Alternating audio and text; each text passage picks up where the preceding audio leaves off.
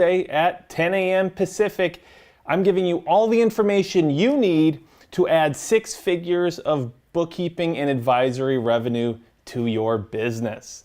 So we are live in both my Facebook group and on my YouTube channel. So if you're watching this on the YouTube channel, click the link below this video to join my Facebook group.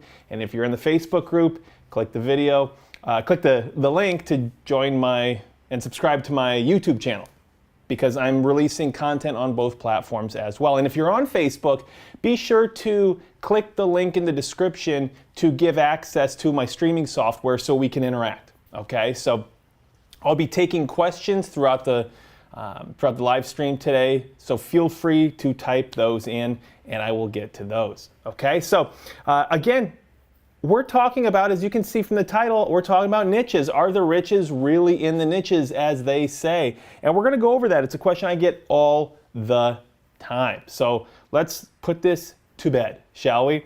So as most of you are aware, having a niche, choosing a niche when we're either delivering bookkeeping services or advisory services is mostly about, and for all intents and purposes, choosing an industry. Okay, what types of clients do we want to work with? Do we want to work with chiropractors? Do we want to work with lawyers? Do we want to work with nonprofits? For the most part, that's what we're talking about when it comes to a niche. Okay, so if you pay attention to other people out there in the industry that talk about some of the same subjects that I do, you'll hear most of them saying you have to choose a niche. You have to choose a niche, and if you don't, you're sunk. And the truth is, that's a bunch of hogwash, and I'm going to go through it all today. When it can make sense, and when you definitely don't want to be focusing on a niche in your marketing messaging. So when it comes to niches, let's talk about the benefits of having a niche, okay, and the benefits of not. And when it comes to the benefits of having a niche, first off, if you really focus on a specific industry, you're going to gain industry-specific knowledge. Okay, if you work just with dentists, for example, you're going to learn a lot about the dental industry, the things that make dental practices successful, make them grow. You're going to learn about the KPIs and the information that are important to dentists. So you're going to have that really deep industry-specific knowledge. And number 2, if you choose a niche, your marketing is going to be more effective.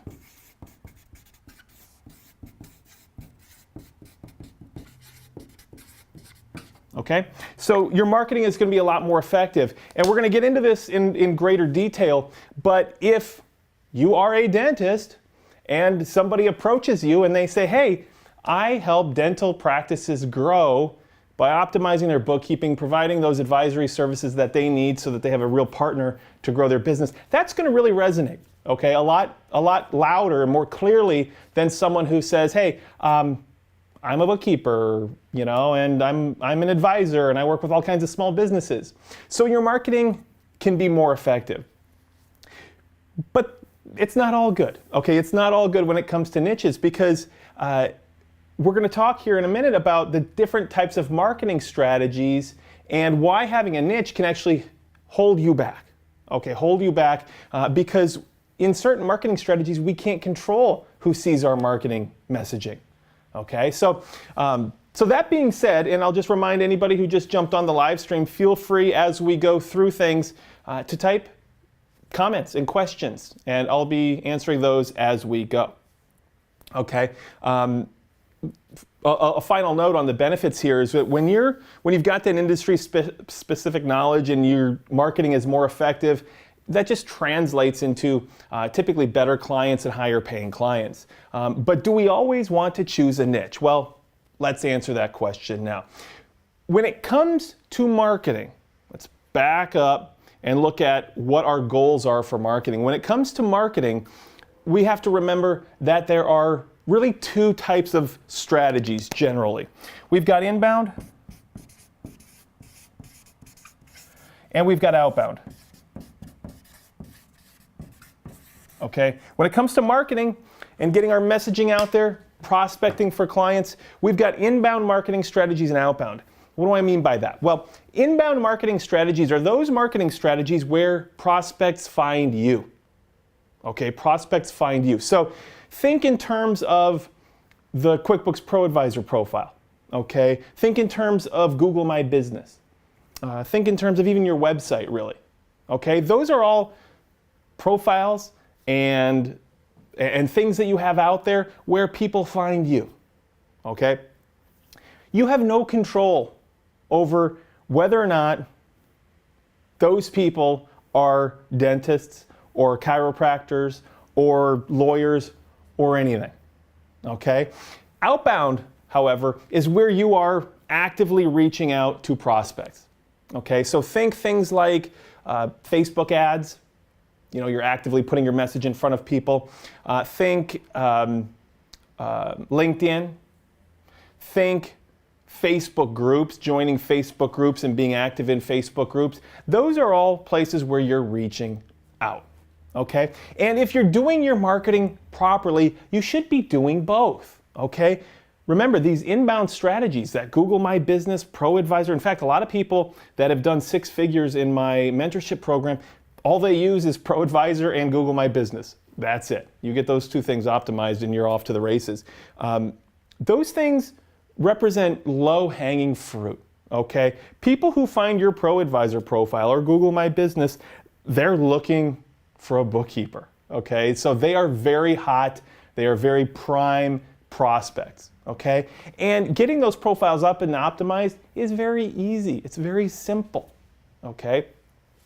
You know, there is some nuance to it. You know, you got to have the right messaging. You know, you've got to be able to optimize your profile properly. But this is not rocket science, okay? So getting that out there, getting all of that, you know, those inbound strategies, whatever profiles you feel like are important, getting those things out there and getting them optimized, that lets you capture all of that low-hanging fruit that's out there.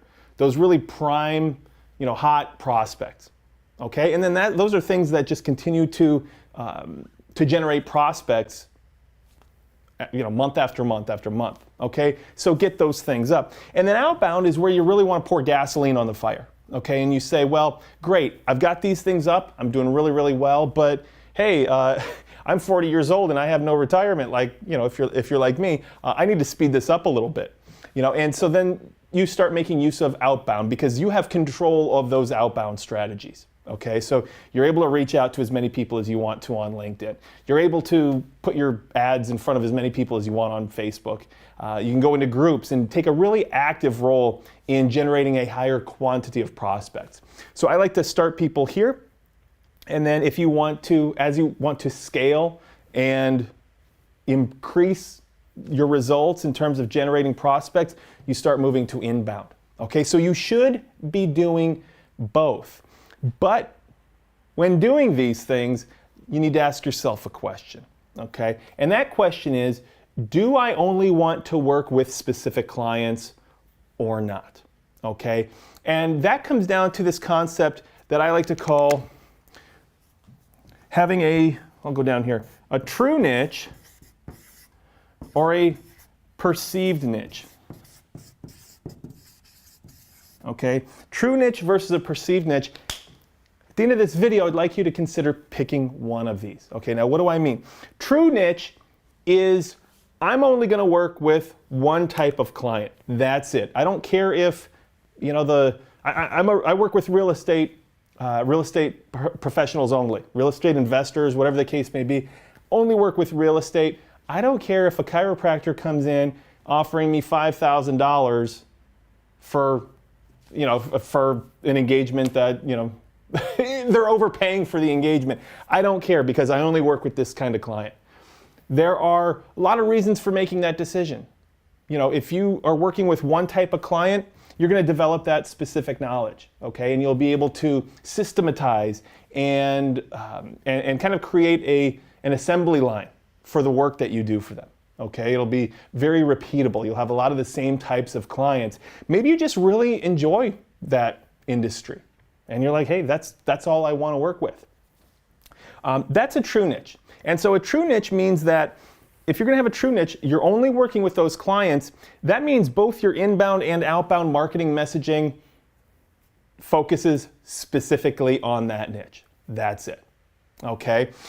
Problem with that is that inbound traffic that you get to your Google My Business or your Pro Advisor profile, you can't control whether or not real estate investors only see that information. So you'll be getting people with all kinds of industries coming to check out your profile. Okay, but again, if you've got a true niche, you only work with those people. You don't care about that. But see, one of the things I like to do, and the decision I've made in my business, is to want to work with all kinds of different businesses. I like to work with all kinds of different businesses. I find that exciting. And I find if the margins are big enough, if I'm able to deliver big value and charge those big fees to clients, those margins are worth it, then I'm able to develop industry-specific knowledge in lots of different industries. And I'm able to work with lots of different clients, and that excites me. I focus on two things, and I'd encourage you to think about these things as well. I focus on, number one, my bottom line. Okay, if bringing on a new client is going to help me realize the margins that I expect to realize in terms of the income I get minus my costs both monetarily and time-wise. For example, if I were to work with all types of different clients and then a nonprofit comes to me, okay, nonprofit has got some nuance to it, whereas for-profit, we're used to working with those kinds of businesses all the time. I might look at that and say, well, I might not be able to realize the big margins that I want to realize because there's going to be a lot of work I need to put into getting to know the nonprofit niche.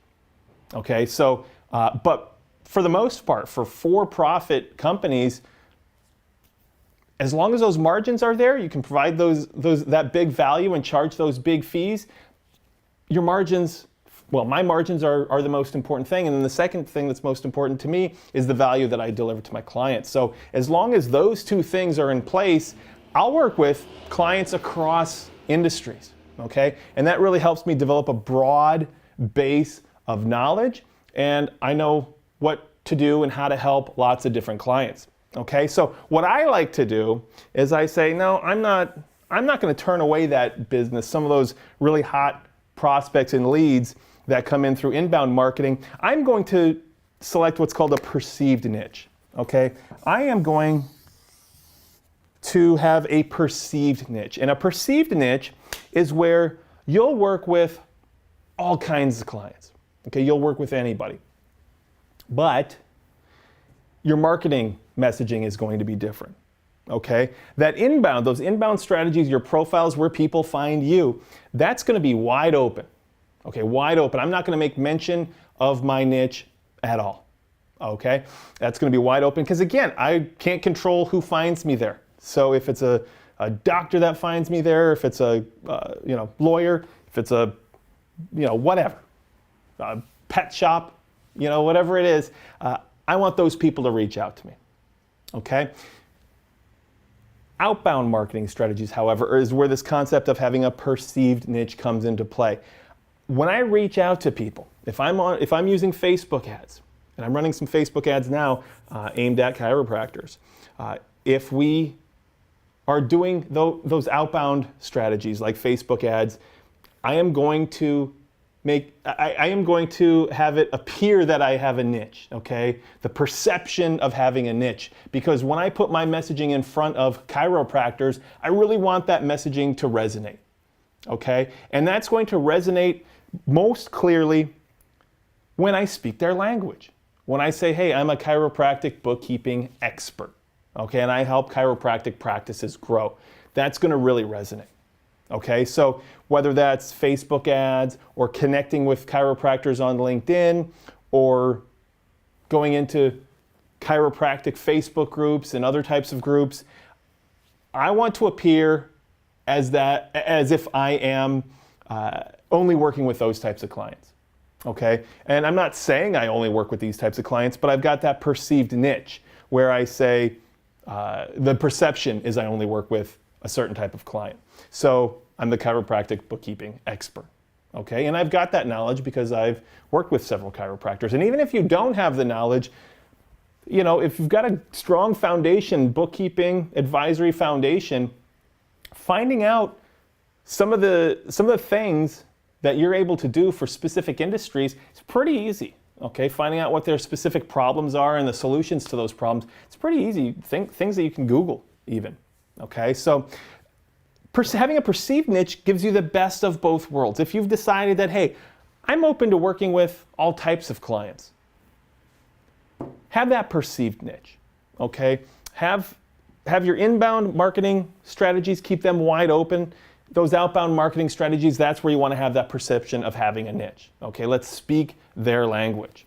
Okay, it gives you the best of both worlds. And in deciding, okay, well, when should I talk about niches and when shouldn't I?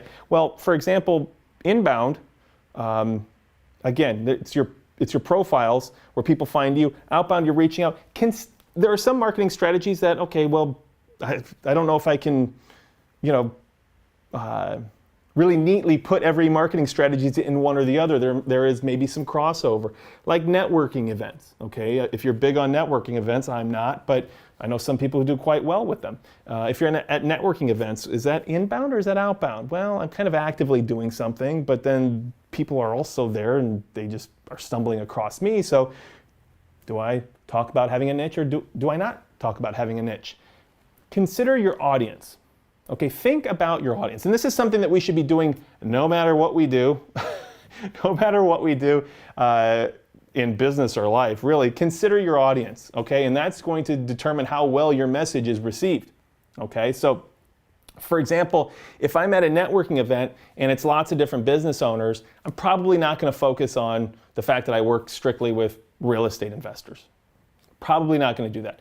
Could I mention that at the tail end? Sure. I work with lots of businesses. Some of the clients I work with the most are real estate investors. I've got some specific knowledge about that, but I work with clients across industries. Sure, you can do something like that. But consider your audience in determining whether or not, if you've chosen a perceived niche, consider your audience to determine whether or not you're going to focus on that in your marketing messaging. Okay, I see a couple of chats here. So again, if you're just joining us, feel free to type in a comment and I will get back to it. Whether it's live or if you comment after the live stream, I will go ahead and comment back. Francis, hey Francis, you're saying nice to be watching today. On average, what is the time difference for doing books for a restaurant versus a dental office? Example, restaurant maybe 20 hours a month versus dental, which is less stressful to service? Well, that's a tough question to answer because heck, you could say, I've got these two restaurants and those two restaurants could be totally different in terms of how much time it takes us to work on their books. So it's virtually impossible to say, hey, a restaurant's going to be 20 hours versus dental being 5. Okay, so I can't really answer that question for you. Anybody who says that they can is full of it. But some of the things that you consider, okay, some of the easiest clients to work with are in those service-based industries. Okay, so chiropractors. If accountants didn't do their own accounting, accountants. Okay, so insurance agents, for example. Service-based businesses are typically the easiest ones. And we've got lots of people in my mentorship program doing 6 figures that are focused on those small service-based businesses where they charge like $300 to $500 a month, where they can handle the books in like less than an hour. Less than an hour, they can handle the entire monthly cycle. Okay, and so when you think about it in those terms, that's like $300 an hour that they're realizing, which is like over $600,000 a year. And they've stacked enough of those small clients because, hey, what insurance agent who's generating $1 million in revenue out there, who's not going to want somebody else to handle the books for $300 a month? they'd be crazy to want to do it themselves. Okay, so $300 a month to get the bookkeeping completely off their plate, to give them the information they need to kind of make decisions. Hey, should I open that other office? Should I hire another employee? Should it be a part-time person or should it be a full-time person? What about a salesperson? How long is this going to take? If I bring on a salesperson, how long is it going to take for that person to start paying for themselves? Okay, these are the decisions that they're going to be able to make really, really well because of the work that you're doing. $300 a month, or if you're providing advisory services more than that, that's completely worth it for them. That's totally worth it for them.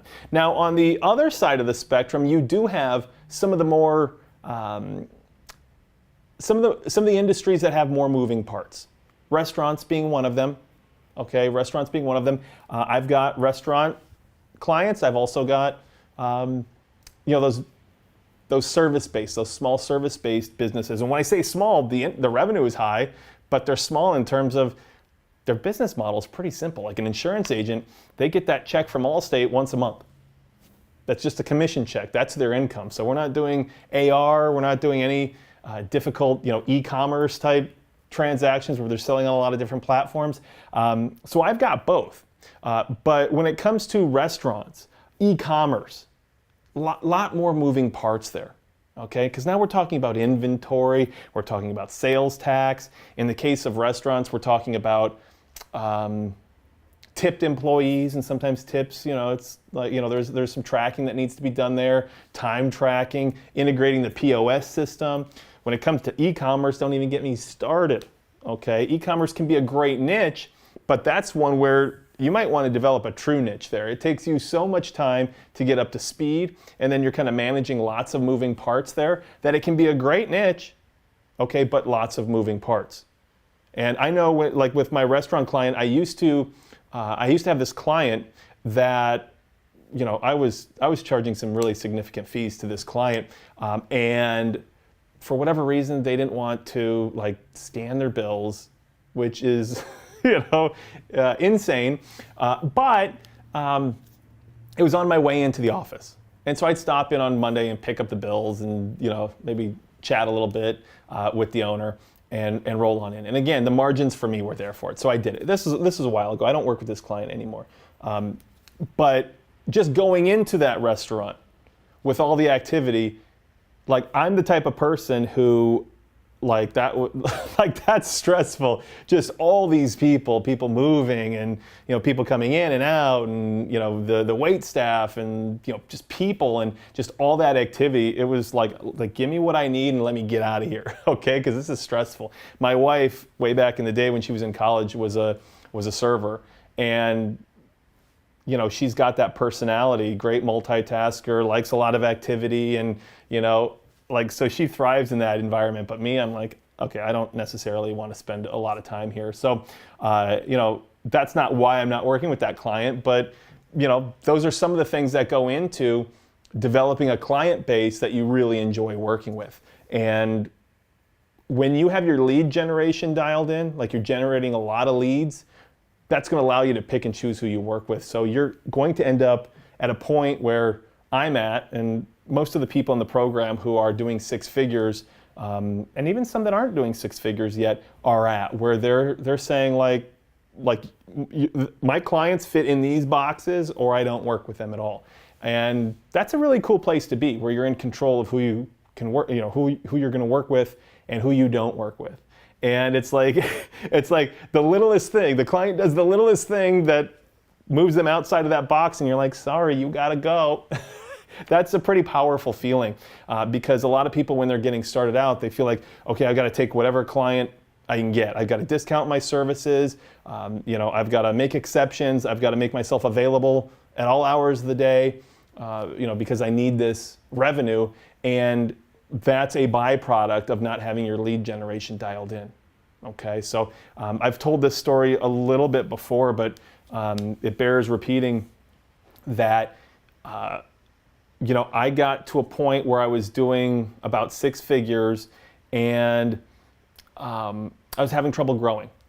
Okay, and I didn't really know where to focus. Had a lot of different things to focus on, and I met with a business coach, and I think I paid well, at the time it was $1,000 for an hour for this person, and this person's like pretty, he's pretty well known out there outside of the bookkeeping and accounting world. But I just saw him on YouTube, and I'm like, this guy knows what he's doing. And since then, he's raised his prices because I told him, hey, this is like way more valuable than $1,000. So the next time I had to pay $1,500. But anyway, he was really instrumental in helping me focus and see the trees through the forest. Okay, and the power of focusing on one thing at a time.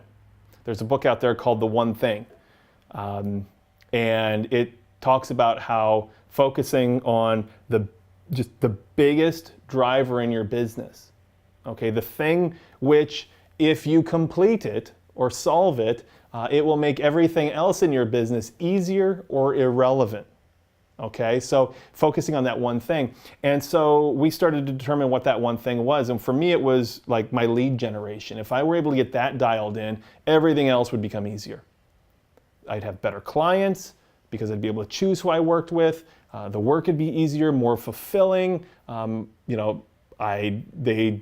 could spend less time working on specific clients and then more time doing the things I wanted to do, which was growing like an advisory side of the business, those types of things. So I focused on lead generation, and in the book, if you haven't read it, I highly recommend it. It's called The One Thing.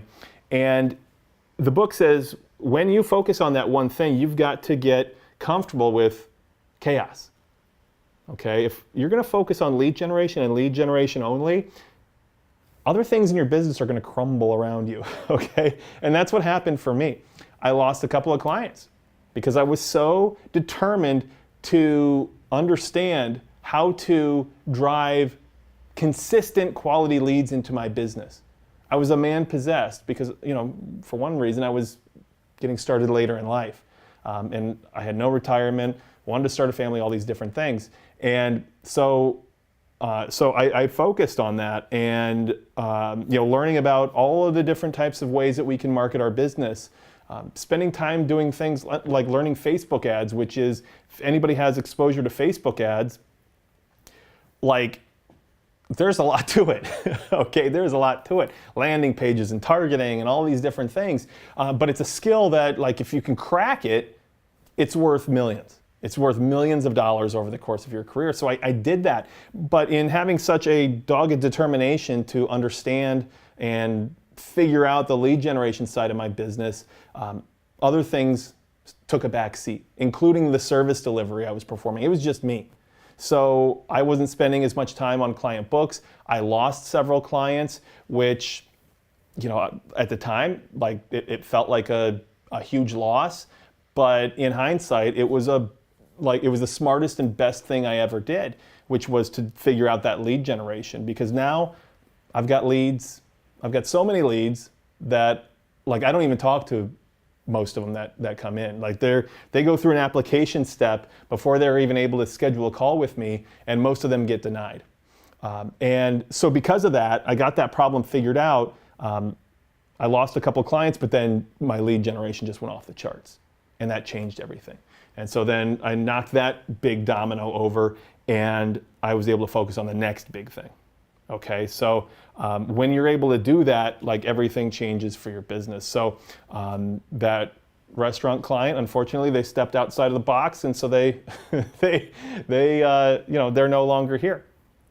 I still eat there with my wife. That's one of our favorite restaurants, though, and so we love the owner, but business is business. So just a quick word on e-commerce. Again, e-commerce can be a great niche. One of the challenges with that niche is that even if you're just getting started in e-commerce, okay, you're just getting started, you're not generating a whole lot of revenue, but you're on Shopify and Amazon and eBay, and you're selling on all these different platforms, like, your needs are still pretty high in terms of integrating all of these things into QBO and, like, tracking inventory. Your needs are still pretty high, but you're not generating a whole lot of revenue. So sometimes it can be challenging for clients in that space. But that's just kind of a, giving you a little idea of what, the difference is between, some of the service-based, like, those are a little bit more straightforward, and some with more moving parts. And all of it is stuff that you can learn. All of it is stuff you can learn. In fact, I'll go so far as to say any niche out there, like if you decided to either one of these, you're choosing a niche, you're choosing an industry. But if you have a perceived niche, it's going to affect how you craft your messaging on your inbound profiles. Okay, but either way here, we're choosing a niche. And in choosing a niche, any niche can be profitable. Any single niche can be profitable. Okay, it's all about understanding the problems and challenges that those owners face and bringing solutions. Okay, if you're able to do that, you can make auto mechanics, hairstylists, like you can make any crazy weird niche out there profitable. Okay, so it's all about delivering solutions to the problems and challenges they face. A lot of people I see get stuck up and hung up on I don't know which niche to choose. I don't know if I should choose this, or what do you think, or what's the best one, or what's the most profitable, and all these different things. And they're not moving forward in their business because they think if I choose the wrong niche, then I'm just sunk. And any niche can be profitable. Okay, any niche can be profitable. Pick one that you're interested in, pick one that you wouldn't mind learning more about, and go with it. Okay, obviously, if you've got a mentor, bounce some ideas off of that person, but don't spend a lot of time because you can always change gears. Okay, you could always change gears if you felt like you got into something that you weren't super excited about. Okay, so don't let that hold you back. Let me jump into the chat here. Tina, hey Tina, good to see you from my program. Is there a difference between the bookkeeping tasks with the different niches? There can be. Sure, there can be. In terms of like lawyers, for example, you're going to deal with like trust accounting, trust funds. That's when they hold money from clients. Okay, and then they spend, they pay for client expenses out of that account. IOLTA accounts, those are like also trust accounts that generate interest. So there is some nuance from niche to niche. Again, restaurants, we're talking tipped employees and inventory and things like that. E-commerce, same types of things. So sure, there are some nuance, but that's where it ends. Okay, with all of the businesses that you work with, bookkeeping is bookkeeping. Invoices are invoices, and journal entries hit accounts, and we have income accounts and expense accounts, and we have bookkeeping is bookkeeping. All those principles still apply. Okay, but learning the different tips and tricks and things about a specific industry, that's where it becomes helpful in terms of you servicing a client. Okay, you can go so far, I've got a campaign running that's focused on chiropractors, so it's chiropractic bookkeeping expert. Or if you're delivering advisory services, you can become the real estate investor growth expert. Okay, that's really going to jump out at a real estate investor if you have that deep level of knowledge about a specific industry. Okay, so keep in mind, no niche out there is something that can't be learned. Okay, so whatever it is, if you have a genuine interest in it and you feel like there might be a potential there for you, don't let the fact that you've got to learn something prevent you from pursuing it. Okay, but make that decision. Like if you've got a mentor, like Tina, you're in the program, and this is a conversation, that we can continue.